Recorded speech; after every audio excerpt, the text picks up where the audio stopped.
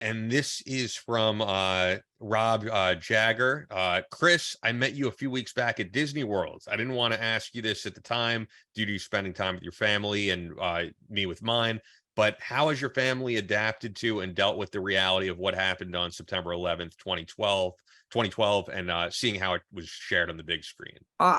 My kids were little at that time. My 18-year-old, he was 8. When was it? 7? It was 2016 it came out. So yeah, he was 11, actually, 10 or 11. My daughter, she was like 6. My little guy, he was 1.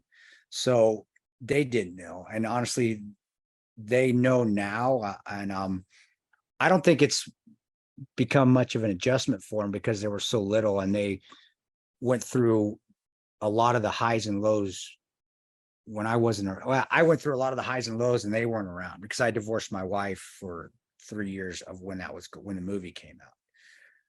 So early on, it was tough because I had to get to know them again I'm daddy. Hey, daddy left mommy. That's if you don't think that affects your children, men, it does.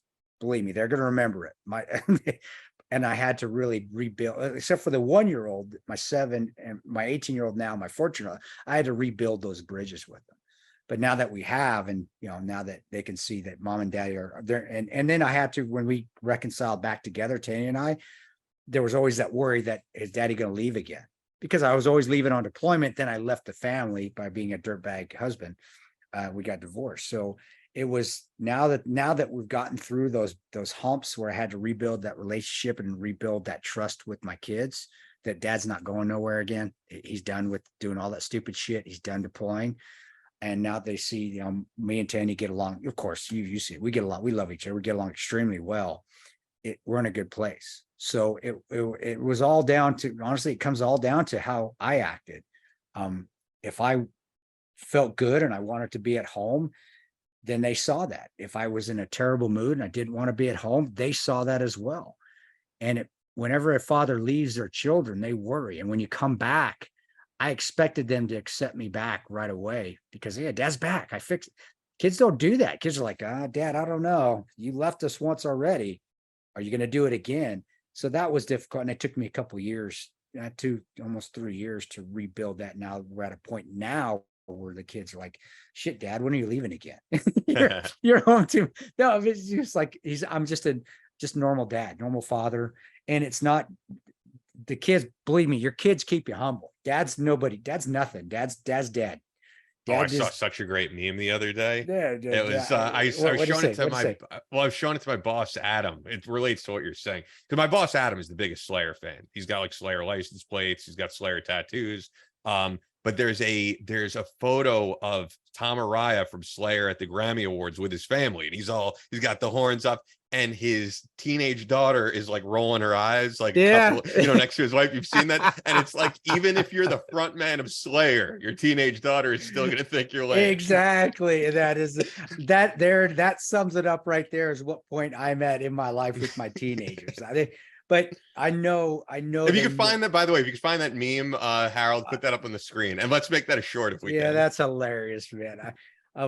But they do know, and I know they're proud of what I've done, and they do know the Ranger. They understand that now, especially my older two.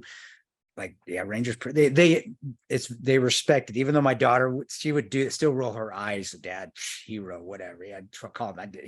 My dad is. It's just my dad. He keeps telling me to clean my room, but I know they know because my son's all his sports numbers in high school were 13. That's how I knew that. Okay, we're getting along. He understands because all his numbers. He didn't have to tell me anything. And my daughter, she cares. She sees me. I cry every time I see 13 hours. At the end, for some reason, when Jack's on the phone calling, I lose it every time. And I know it kind of, she was caring because she goes, why do you watch this if it makes you cry? And it wasn't a bad thing. She just was, honestly, I think, just cared. She cared.